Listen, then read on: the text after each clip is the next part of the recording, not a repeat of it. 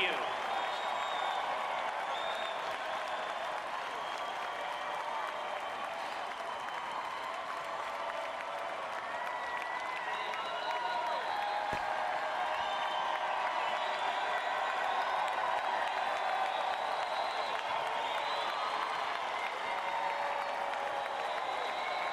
Thank you, and God bless each and every one of you. Heidi and I are so honored to join you here in Cleveland, where LeBron James just led an incredible comeback victory.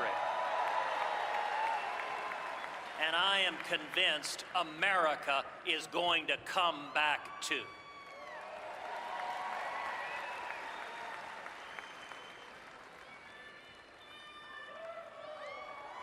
I want to congratulate Donald Trump on winning the nomination last night.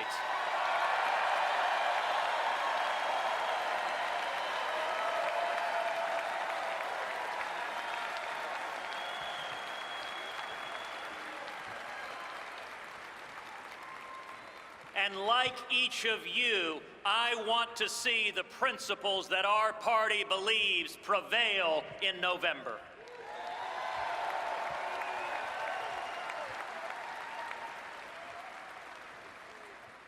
Conventions are times of excitement, but given the events of the last few weeks, I hope you'll allow me a moment to talk to you about what's really at stake.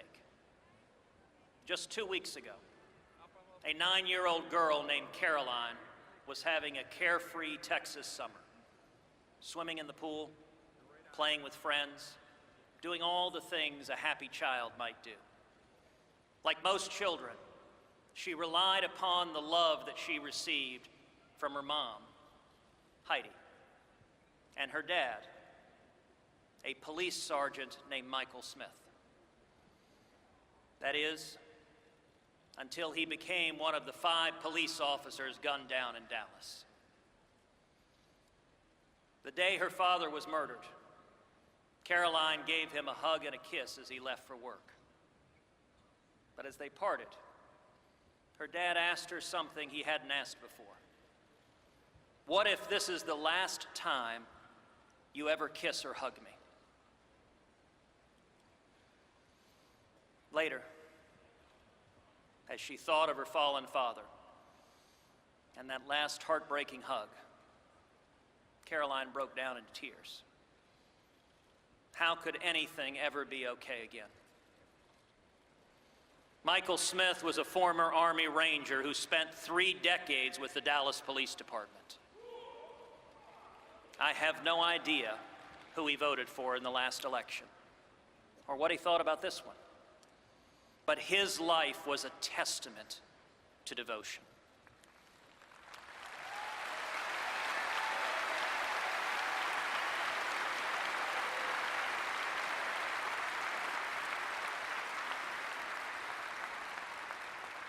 He protected the very protesters who mocked him because he loved his country and his fellow man.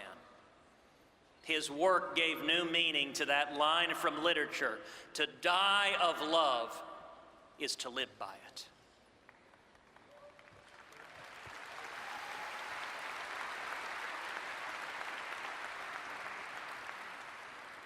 As I thought about what I wanted to say tonight, Michael Smith's story weighed on my heart.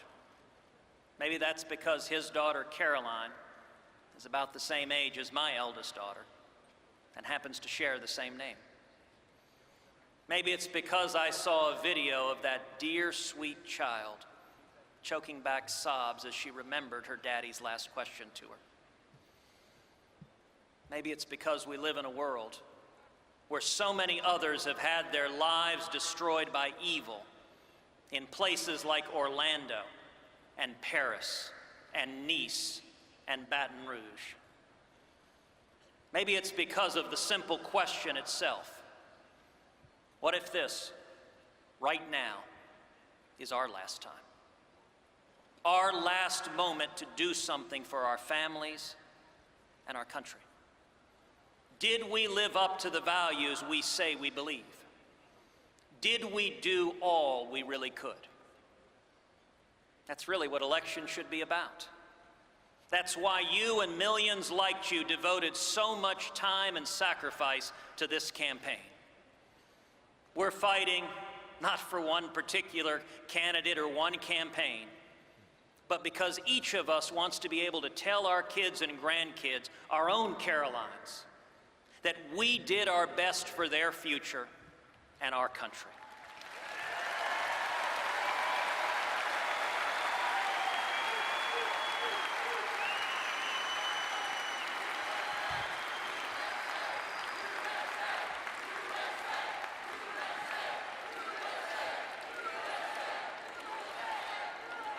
America is more than just a landmass between two oceans. America is an ideal, a simple yet powerful idea.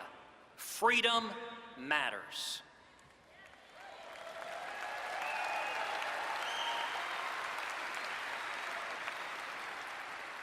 For much of human history, government power has been the unavoidable constant in life. Government decrees, and the people obey. But not here. We have no king or queen. We have no dictator. We, the people, constrain government.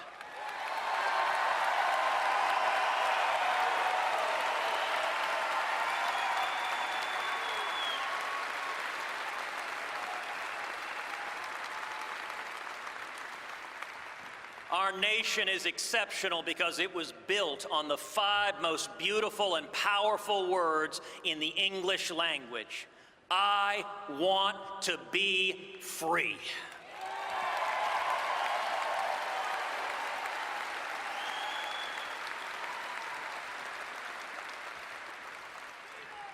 Never has that message been more needed than today.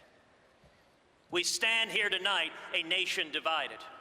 Partisan rancor, anger, even hatred are tearing America apart.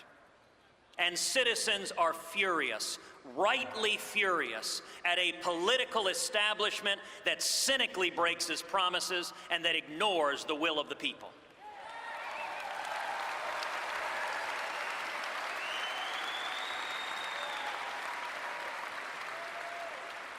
We have to do better.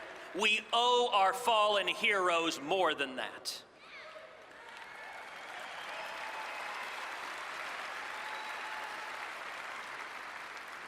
Now, of course, Obama and Clinton will also tell you that they care about our children's future. And I want to believe them. But there is a profound difference in our two parties' vision for the future.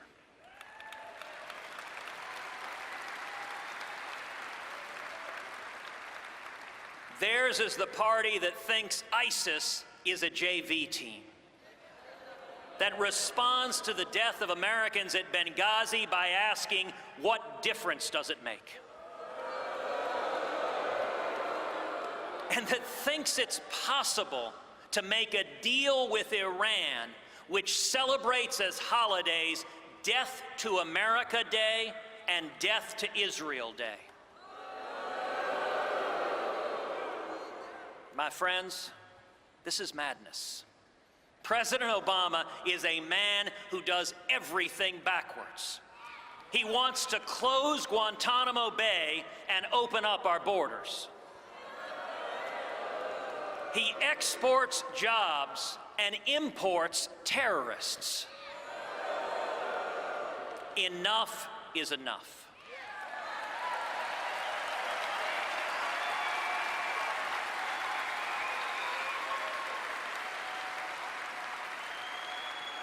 And I am here to tell you there is a better vision for our future, a return to freedom. On education, your freedom to choose your child's education, even if you aren't as rich as Hillary Clinton or Barack Obama.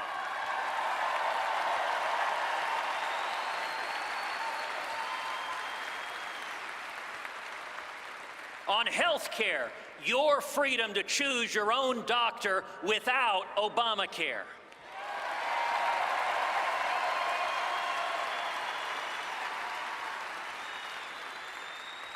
on taxes, your freedom to provide for your family without the IRS beating down your door.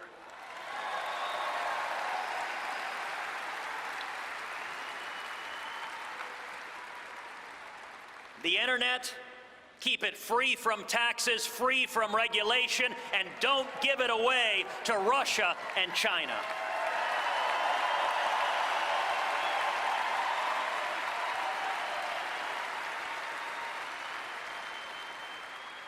Freedom means free speech, not politically correct safe spaces.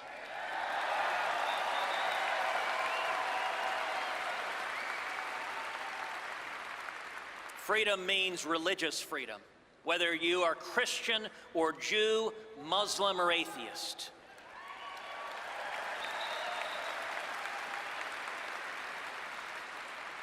Whether you are gay or straight, the Bill of Rights protects the rights of all of us to live according to our conscience.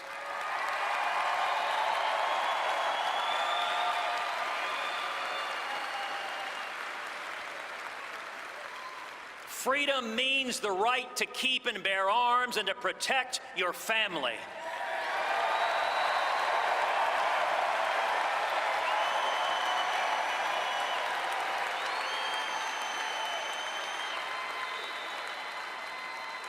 Freedom means that every human life is precious and must be protected.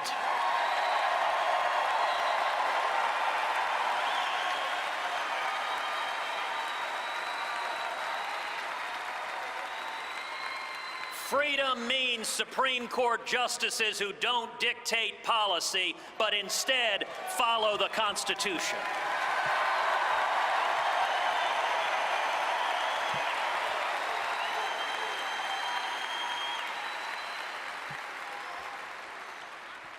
And freedom means recognizing that our Constitution allows states to choose policies that reflect local values. Colorado might decide something different than Texas. New York, different than Iowa. That's the way it's supposed to be. Diversity.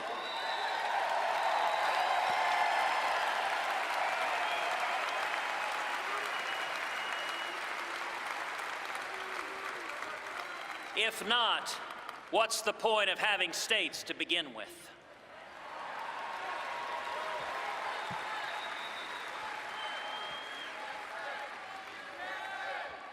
Now, Hillary Clinton believes that government should make virtually every choice in your life. Education, health care, marriage, speech, all dictated out of Washington.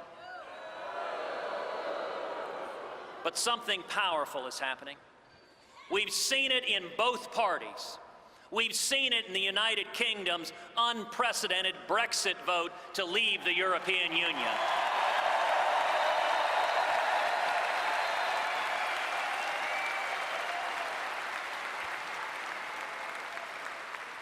Voters are overwhelmingly rejecting the political establishment and overwhelmingly rejecting big government.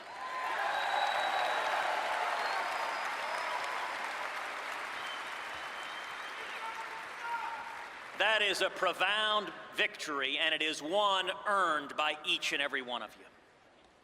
People are fed up with politicians who don't listen to them, fed up with a corrupt system that benefits the elites instead of working men and women.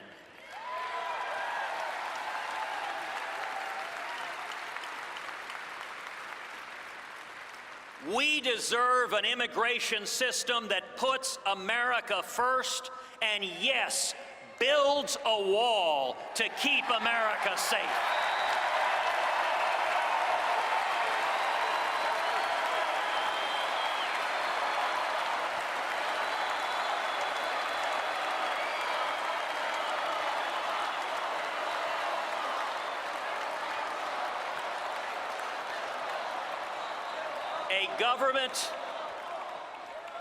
A government that stops admitting ISIS terrorists as refugees.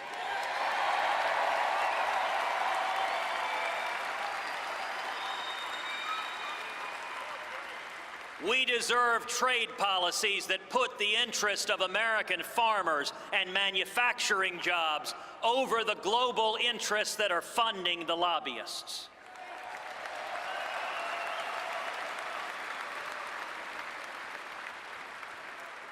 And if we stand together and choose freedom, our future will be brighter. Freedom will bring back jobs and raise wages. Freedom will lift people out of dependency to the dignity of work.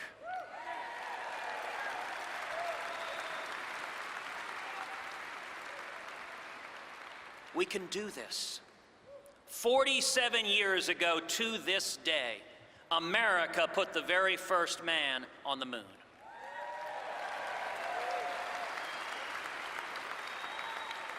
That was the power of freedom. Our party, the Republican Party, was founded to defeat slavery.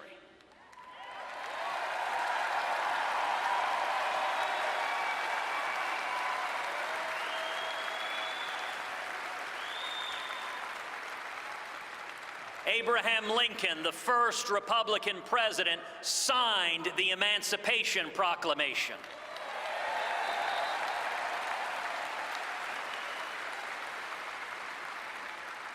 Together, we passed the Civil Rights Act, and together we fought to eliminate Jim Crow laws.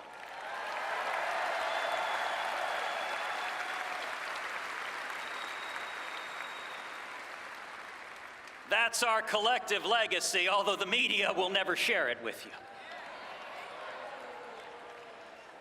Those were fights for freedom, and so is this. Sergeant Michael Smith stood up to protect our freedom. So do the soldiers and sailors and airmen and Marines every day fighting radical Islamic terrorism.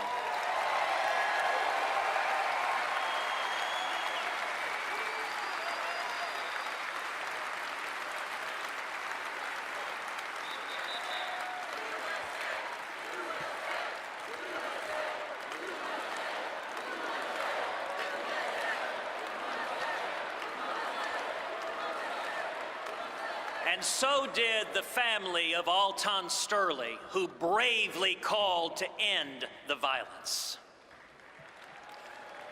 So did the families of those murdered at the Charleston Emmanuel AME Church, who forgave that hateful, bigoted murderer.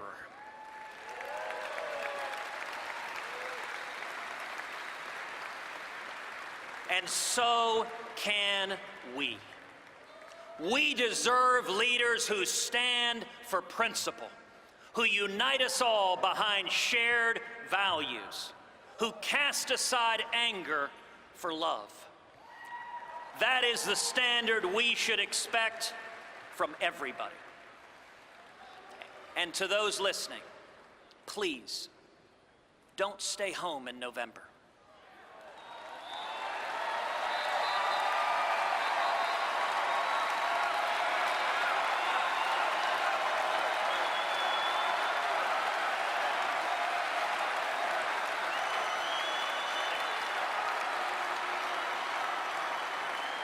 If you love our country and love your children as much as I know that you do, stand and speak and vote your conscience. Vote for candidates up and down the ticket who you trust to defend our freedom and to be faithful to the Constitution.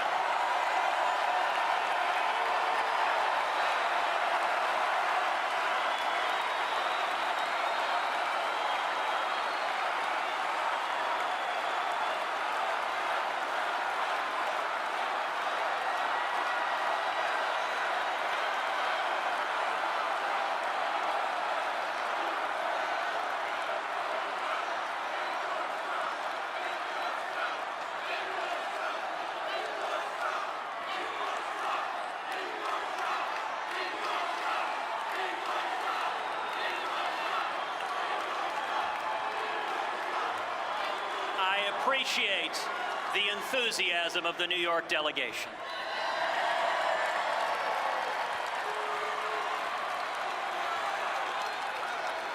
And I will tell you, it is love of freedom that has allowed millions to achieve their dreams.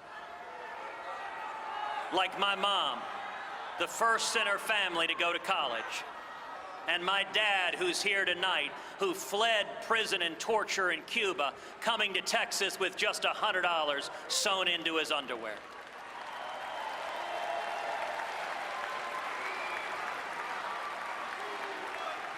And it is love that I hope will bring comfort to a grieving 9-year-old girl in Dallas. And God willing, propel her to move forward and dream and soar and make her daddy proud. We must make the most of our moment to fight for freedom, to protect our God-given rights, even of those with whom we don't agree, so that when we are old and gray, and when our work is done, and we give those we love one final kiss goodbye, we will be able to say, freedom matters, and I was part of something beautiful.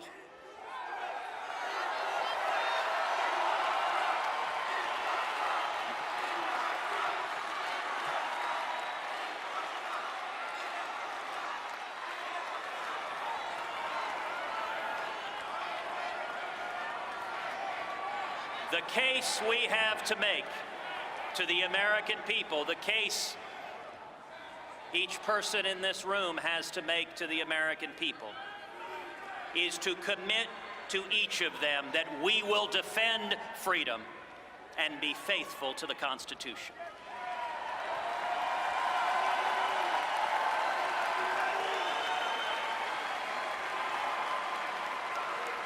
We will unite the party, we will unite the country by standing together for shared values, by standing for liberty.